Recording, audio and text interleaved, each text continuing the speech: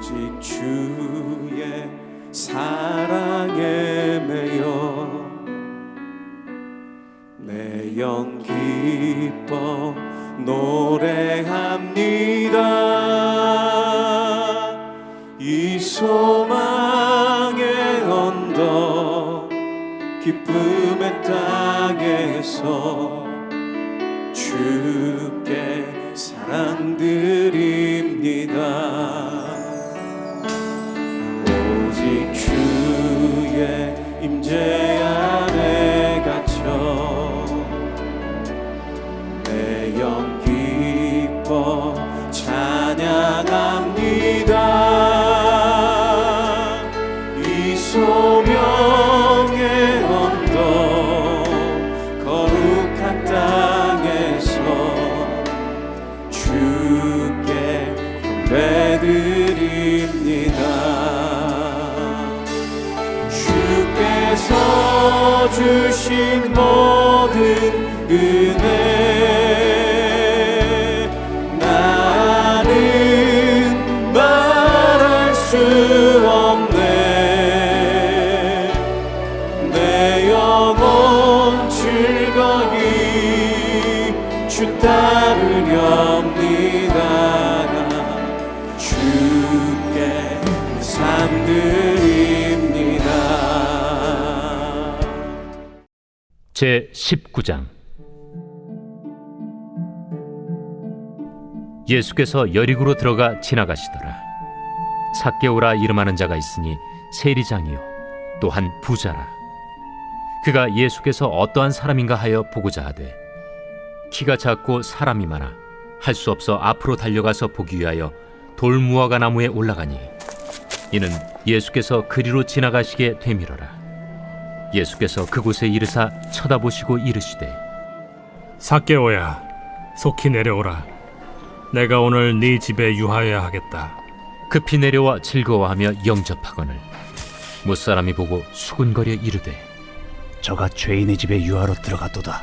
삭개오가 서서 주께 여짜오되 주여 보시옵소서. 내 소유의 절반을 가난한 자들에게 주겠사오며 만일 누구의 것을 속여 빼앗은 일이 있으면 네 갑절이나 갚겠나이다.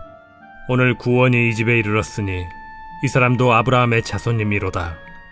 인자가 온 것은 잃어버린 자를 찾아 구원하려 함이니라. 삭개오라는 이름은 히브리어로 의로운 자라는 뜻을 가집니다. 유대 문화에서 이름은 단순한 호칭이 아니라 그 사람의 정체성과 부모의 소원을 담고 있는 중요한 의미를 가집니다. 부모님은 이 아들을 의로운 자로 키우고 싶었을 것이고 삭개오도 어릴 때는 그 이름처럼 살고 싶었을 것입니다. 그러나 현실은 그가 그렇게 살도록 두지 않았습니다. 삭개오는 세리장이었습니다. 당시 세리는 로마 제국의 지배 아래에서 동족 유대인들에게 세금을 거두는 사람이었고 대부분의 세리들은 로마 정부에 납부해야 할 세금보다 더 많은 금액을 걷어 자신의 이익을 챙겼습니다. 처음부터 삭개오가 부정직한 세리였을까요? 아마 삭개오는 처음에 나도 공정하고 정직하게 세금을 걷어야지. 그래도 나는 내 이름의 뜻대로 의로운 자니까 라면서 생각할지도 모릅니다. 하지만 세리라는 직업은 사람들이 손가락질하고 경멸하는 일이었습니다. 다른 세리들이 불법적으로 돈을 챙기면서 부자가 되어가는 모습을 보았을 때 삭개오는 점차 현실과 타협하게 되었을 것입니다. 처음에는 작은 타협이었겠죠. 이 정도는 괜찮겠지. 뭐 다들 이렇게 하니까 나만 정직하면 손해보는 거니까 그렇게 생각했을 것입니다. 켈빈 쿨리치 대통령이 어느 날 자기 고향 마을의 친구들을 백악관으로 초대했습니다. 백악관 식탁에서의 매너를 몰라서 고민에 빠진 초대 친구들은 쿨리치가 하는 대로 따라하자고 결론을 내렸습니다. 이 전략은 그럭저럭 성공을 거두었습니다. 그러나 식사가 끝나갈 무렵 커피가 나오자 대통령은 자신의 커피를 커피잔 받침에 접시에 붓는 것이었습니다. 친구들도 눈치를 보면서 따라했습니다. 쿨리치는 거기에 설탕과 또한 크림을 탔습니다. 친구들도 그렇게 했습니다. 그런데 다음 장면이 재미있습니다. 그 다음에 쿨리치는 몸을 굽혀 그 접시를 식탁 밑에 있는 고양이에게 주었다라는 이야기입니다. 그렇게 삭개오는 점점 세상이 원하는 이름으로 바뀌어 갔을 것입니다. 사람들이 부르는 이름도 바뀌었겠죠.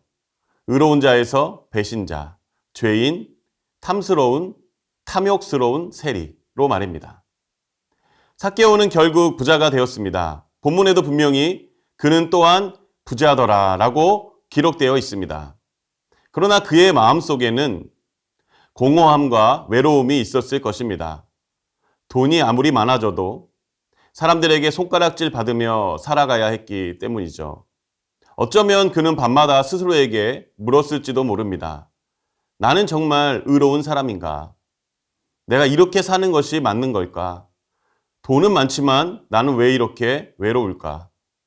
하지만 이미 너무 멀리 와버렸고 이제 와서 돌이키기는 어려워 보였습니다. 그러한 공허함을 가지고 있을 때 그는 예수님이 세리들과 죄인들과 함께 식사하셨다는 소문을 들었을 것입니다. 또한 예수님이 세리 마태를 제자로 부르셨다라는 이야기도 들었을지도 모릅니다. 그리고 그는 결단합니다. 예수님을 보겠다고.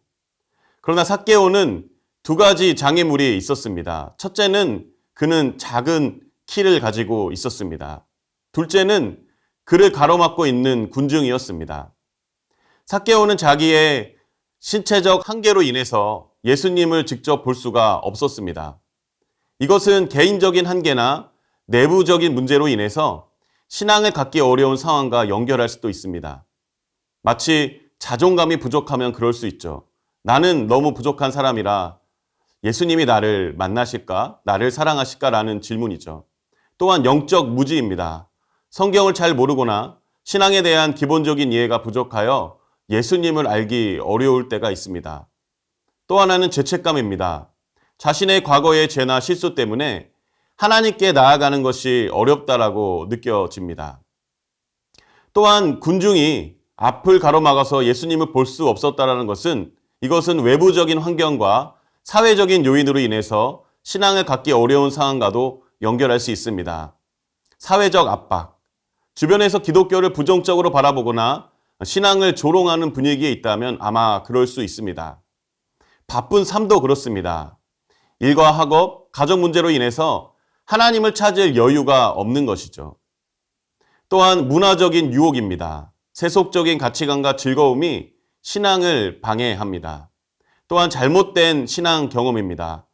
교회에서 상처를 받았거나 위선적인 신앙인을 보고 실망한 경험을 가진 사람들이 아마 그럴 것입니다.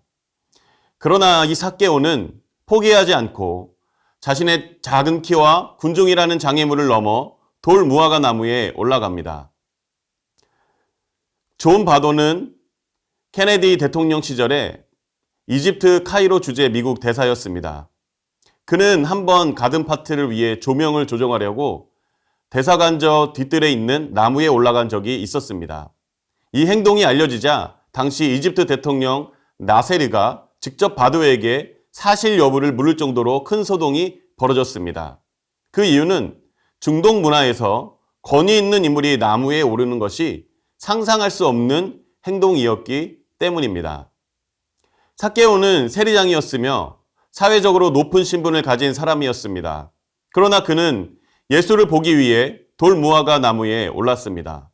중동 문화에서 체면을 중시하는 장년 남성이 나무에 오르는 것은 매우 수치스러운 행동입니다. 한 도시의 부자, 또한 세리장이었던 그가 어린아이처럼 나무에 오릅니다. 이것은 체면과 자존심을 내려놓는 모습이죠. 그리고 사람들의 시선을 신경 쓰지 않는 모습입니다. 그에게는 오직 예수님을 보고 싶은 어린아이와 같은 믿음이 있었습니다. 이 전구절이죠. 누가복음 18장 16절입니다. 예수께서 큰 어린아이들을 불러 가까이 하시고 이르시되 어린아이들이 내게 오는 것을 용납하고 금하지 말라. 하나님의 나라가 이런 자의 것이니라. 예수님은 어린아이와 같은 믿음을 가진 삭개오를 찾아가십니다. 삭개오가 예수님을 보려고 했지만 정작 예수님이 삭개오를 먼저 보시고 찾아가셨다는 것입니다. 그리고 예수님은 그의 이름을 불러주셨습니다. 삭개오야, 속히 내려오라. 내가 오늘 내 집에 유하여야 하겠다. 예수님은 세리장이라 부르지 않으셨습니다. 삭개오를 향해 죄인이라고도 부르지 않으셨습니다. 배신자라 부르지 않으셨습니다. 그리고 왜 그렇게 살았니 묻지 않으셨습니다. 오직 예수님은 그의 이름을 불러주셨습니다. 삭개오야. 다르게 표현한다면 너는 의로운 자라 라고 예수님께서 말씀하시는 것이죠. 사람들은 그는 죄인, 배신자라고 불렀지만 예수님은 삭개오를 의로운 자라 부르신 것입니다. 그의 본래 정체성을 회복시켜 주셨습니다. 저는 이것이 복음이라고 생각합니다. 우리의 어떠함이 아니라 염치 없어도 있는 모습 그대로 주님 앞에 나아갈 때 주님께서 우리를 의로운 자라, 너는 내 자녀이다라고 말씀하여 주실 줄 믿습니다. 예수님은 삭개오에게 내가 오늘 내 집에 유하여야 하겠다 말씀하셨습니다. 이것이 진정한 복음의 본질입니다. 예수님은 우리의 삶의 중심으로 들어오기를 원하십니다. 그분은 우리의 가장 사적인 공간에 들어오기를 원하십니다. 그분은 우리의 집, 또한 우리의 혼란, 우리의 실패, 우리의 수치에 들어오기를 원하십니다. 요한계시록 3장 20절에 예수님께서 이렇게 말씀하십니다.